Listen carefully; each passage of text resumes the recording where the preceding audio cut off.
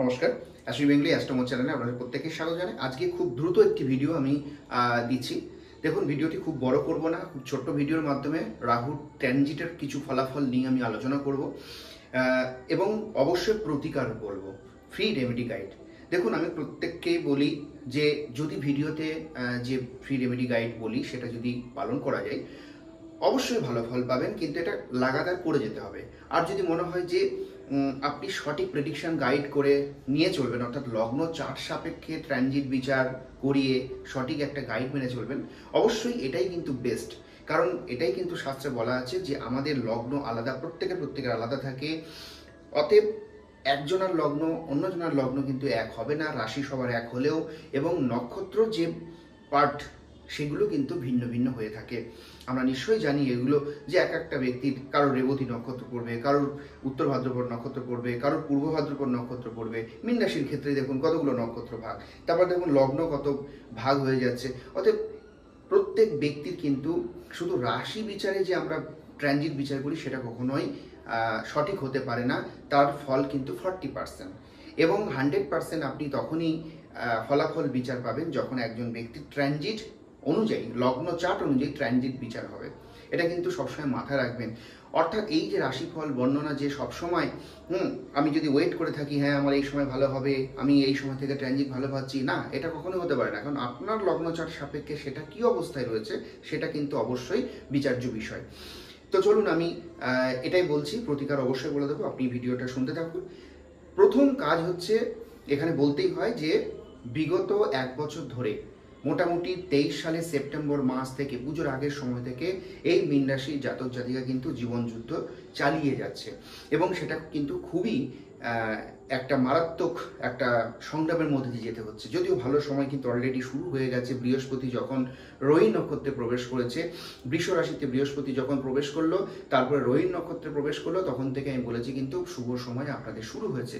কিন্তু এর মধ্যে থেকেও কিন্তু মাথায় রাখতে হবে, পুরোপুরি ভালো ফল আমি তখনই পাবো, মীন রাশির জাতক জাতিকা তখনই পাবে যখন এই মীন রাশির ঘর থেকে রাহু টোটালি কুম্ভ রাশির ঘরে চলে যাবে তখন। এখন এই মীন রাশির ঘরে কিন্তু আমরা জানি শনি সাড়ে শুরু হয়েছে। একই সঙ্গে এর মধ্যে কিছুদিন পূর্বে সে অঙ্গারক যোগের কবলে পড়েছিল, যেটা কিন্তু খুব মারাত্মক বাজে যোগ। এর ফলে কিন্তু অনেকের পিতামাতাকে হারিয়েছে, অনেকে আপনজনকে হারিয়েছে, অনেকের মধ্যে বিবাহ বিচ্ছেদের মতো পরিস্থিতি হয়েছে, অর্থনৈতিক বিপর্যয় ঘটেছে, সামাজিক অবক্ষয় থেকে শুরু করে সার্বিক, কারণ অঙ্গারক যোগ অনেককে তছনছ করে যায়। একই সঙ্গে শনি সাড়ে চলছে, শনি এখন আবার বক্রী হয়েছে, তাহলে বুঝতে পারছেন সংগ্রাম কিন্তু চলছে। কিন্তু একটা শুভ ফল আপনারা অলরেডি শুরু হয়ে গেছে, যেটা হচ্ছে বৃহস্পতি, সে আপনাদের বৃষ রাশির ঘরে প্রবেশ করেছে, এবং সেই বৃষ রাশির ঘরে রোহিণী নক্ষত্র পেয়েছে। এটা আপনাদের জন্য শুভ, যেটা অলরেডি কিন্তু শুরু হয়েছে, এবং এই ফলাফল পুজোর আগে থেকে দেখবেন মোটামুটি আপনারা একটা পজিটিভ এনার্জি অবশ্যই পাবেন। এবার বলি যে এই যে রাহুর জুলাই মাসের 8 তারিখে সে কিন্তু আবার আপনাদের যে মীন রাশির যে ঘর, সেই ঘরেই কিন্তু রাহু রয়েছে, কিন্তু সে নক্ষত্র পরিবর্তন করে, হ্যাঁ, সে কিন্তু উত্তর ভাদ্রপদ নক্ষত্রে প্রবেশ করেছে। এখন এই উত্তর ভাদ্রপদ নক্ষত্রে প্রবেশ করা, এই নক্ষত্রের অধিপতি হচ্ছে ওই বুধিন্য, কিন্তু এই নক্ষত্রের অধিপতি। এখন এই নক্ষত্রের যে অধিপতি, একে কিন্তু মূলত ধরা হয় যে বিষ্ণুর একটি অবতার, এবং সেই অবতারটা কিভাবে না শত্রু রূপে, যখন ওহি মানে সর্প, হ্যাঁ, এটা কিন্তু মাথায় রাখতে হবে। এর আকারটাই হচ্ছে সর্প। সর্প অর্থাৎ সাপ কোথা থাকে? গর্তে, এবং গুপ্তভাবে, ঠিক আছে, এবং গুপ্ত শত্রুতা প্রকাশ। দেখুন, যখনই রাহু থাকবে তার ঘরে, অর্থাৎ যে ঘরে থাকবে, ডেফিনেটলি কিন্তু শত্রুতা বৃদ্ধি করবে, এবং সেই শত্রুতা যখন এইরকম একটি নক্ষত্রকে পেয়ে যায়, তখন এই শত্রুতা প্রবল আকার ধারণ করবে। এবং কোন দিক থেকে? তৃতীয় পক্ষ, অর্থাৎ পার্টনারের দিক থেকে এখানে একটা থার্ড পার্টি অ্যাড হবে। এই জায়গাটা কিন্তু প্রবল যুক্ত হওয়া, মানে যুক্ত হচ্ছে এই জায়গাটা। কিরকম? কারণ মনে রাখবেন, এই যে রাশির ঘর, এই রাশির অধিপতির যে ঘর বললাম উত্তর ভাদ্রপদ, তার হচ্ছে লর্ড হচ্ছে ওই বুধিন্য। এখন এর সমসপ্তমে কে বসছে? সেটা হচ্ছে কন্যা রাশির ঘর, যেখানে কিন্তু কেতু বসে আছে। কেতু কিন্তু গুপ্ত শত্রু প্রকাশ করে, এবং কি সপ্তম মানে কি? সপ্তম মানে হচ্ছে পার্টনার। এই জায়গায় একটা থার্ড পার্টি অ্যাড হয়ে আপনাদের সম্পর্কের একটা বিচ্ছিন্নতা তৈরি কিন্তু এই জায়গায় তৈরি করছে। ক্লিয়ার? এখানে কিন্তু আরও একটা বিষয় মাথায় রাখতে হবে, যেটা হচ্ছে 4র্থ নম্বর মাতৃকারক গ্রহ, সেখানেও কিন্তু মূল ঘর পাচ্ছে বুধ। দেখুন, 7ম পার্টনার বুধ, আবার কে 4র্থ ভাব আপনাদের, যেটা হচ্ছে মিথুন রাশির ঘর, সে রাশির অধিপতি বুধ। অর্থাৎ মায়ের জায়গায়ও কিন্তু একটু প্রবলেম ক্রিয়েট আসবে, অর্থাৎ মায়ের সঙ্গে কিন্তু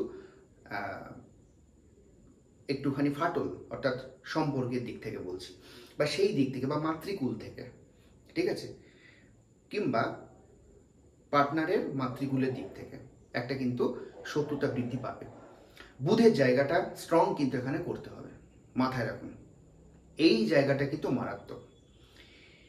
এবং পার্টনারের পরিবার থেকে বা পার্টনারের জায়গা থেকেই, এখন প্রশ্ন হচ্ছে এই জায়গা কাটাতে গেলে অবশ্যই বুধের জায়গা স্ট্রং করা যেতে পারে। আমি বলবো সব থেকে ভালো, এই যে শত্রুতা তৈরি হচ্ছে, এই শত্রু কিন্তু অনেক দিন থাকছে, এই নয় যে এখনই কেটে যাচ্ছে। দেখুন, এইটা কিন্তু 25শে মার্চ পর্যন্ত কিন্তু এর মানে লং টাইম প্রসেস। কারণ কি, এই নক্ষত্রে থাকবে কতদিন, সে কিন্তু মার্চ মাস পর্যন্ত থাকবে 25-এর, কিন্তু তার প্রভাব কি এতদিন থাকবে না। শনি যতক্ষণ বক্রী থাকবে, কারণ শনির এখানে কিন্তু মনে রাখবে এই নক্ষত্রটা শনির নক্ষত্র, শনি যতদিন বক্রী থাকবে এর প্রভাবটা ততদিন বেশি থাকবে, সেটা হচ্ছে নভেম্বর মাস পর্যন্ত। ক্লিয়ার? নভেম্বর মাস পর থেকে কিন্তু এর প্রভাবটা অনেকাংশে কমে যাবে। এখন এই জায়গায় যে সব থেকে ভালো রেমেডি, সেটা বললাম যে কেতু এবং বুধের ক্ষেত্রে সব থেকে ভালো রেমেডি সেটা হচ্ছে বুধের মন্ত্র, গণেশজির মন্ত্র জপ কিন্তু আমরা করতে পারি, ঠিক আছে? এটা একটা ভালো ফল পাওয়া যেতে পারে। আর একটা ভালো ফল মনে রাখবেন, আপনাদের ভাগ্যের অধিপতি কে জানেন? ভাগ্যের অধিপতি হচ্ছে মঙ্গল। বৃশ্চিক রাশির হচ্ছে আপনাদের ভাগ্যের ঘর, আর এই বৃশ্চিক রাশির অধিপতি ঘর হচ্ছে আপনাদের মঙ্গল।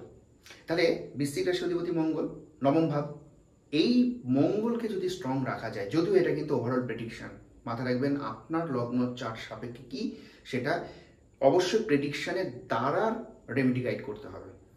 ক্লিয়ার? তার মানে এই নয় যে তাবিজ মাদুলি এগুলো কিন্তু নয়, কখনোই আমি সবসময় এর বিরুদ্ধে আমি কথা বলি। এগুলো আমি নিজেও ধারণ করি না, এমনকি রত্ন পর্যন্ত আমি ধারণ করি না, নিশ্চয়ই আপনারা দেখেছেন আমাকে। অতএব তাবিজ মাদুলি কবচ রত্ন এগুলোর দ্বারা নয়, এর বাইরেও কিন্তু কিছু প্রতিকার আছে শাস্ত্রীয়ভাবে, তার দ্বারাও কিন্তু আমরা সঠিক গাইড মেনে চলতে পারি, মাথায় রাখবেন। তাহলে এই জায়গাকে স্ট্রং করার জন্য যেটা বলছিলাম, যে ভাগ্যের ঘরকে যদি আমরা স্ট্রং করি তাহলে অনেক কিছু চলে যেতে পারে। সেই জায়গায় আমরা কি করতে পারি? মঙ্গলের ক্ষেত্রে অবশ্যই হনুমান চল্লিশা পাঠ। এবার হনুমান চল্লিশা পাঠ অনেকে ভুল করেন, আমিষকেও হনুমান চল্লিশা পাঠ করেন, এটা ঠিক না। যেদিন যেদিন আপনি অন্ততপক্ষে মঙ্গলবার, শনিবার, ঠিক আছে, বিশেষ বা আপনার প্ল্যানেটকে সাপোর্ট দেওয়ার জন্য যে অধিপতির ঘর দেখছেন যে উইক আছে, সেটা অবশ্যই বিচার্য বিষয়। সেই দিন নিরামিষকে আপনি হনুমান চল্লিশা পাঠ করুন, বিশেষভাবে শনি এবং মঙ্গলবার হনুমান চল্লিশা পাঠ করুন নিরামিষকে। এবং এই হনুমান চল্লিশা কিন্তু চেষ্টা করুন রাতের দিকে পাঠ করার, ঠিক আছে?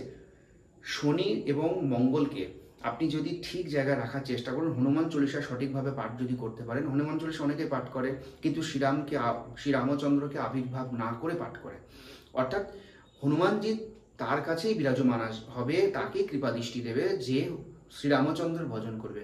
হনুমান চল্লিশা পাঠ করার আগে শ্রীরামচন্দ্রের ভজন করতে হবে, অর্থাৎ তাকে আরাধনা করতে হবে, তাকে ডাকতে হবে, তারপরে হনুমান চল্লিশা পাঠ যথেষ্ট ভালো অ্যাক্টিভ পাবেন।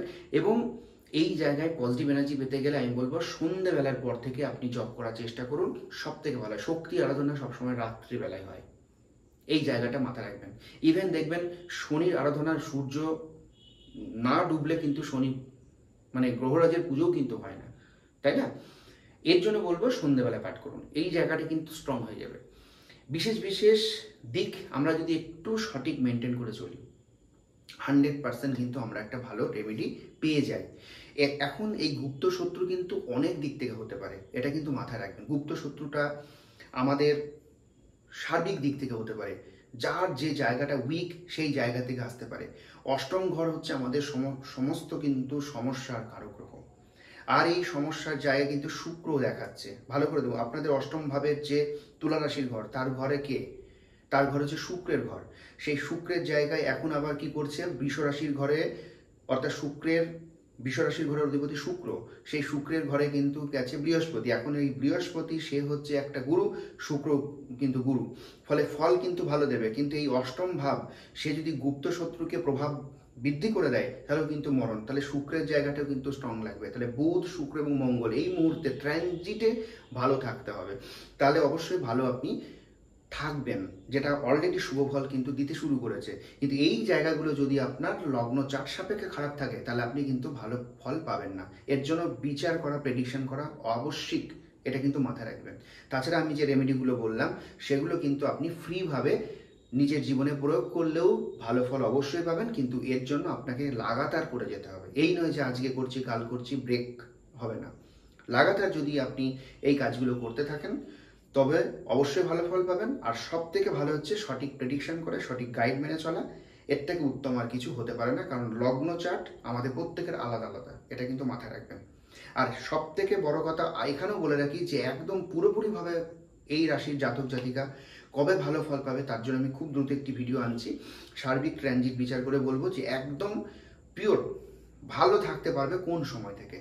এর পরের ভিডিও আপনাদের জন্য এটাই আসবে। ততক্ষণ ভালো থাকুন, সুস্থ থাকুন।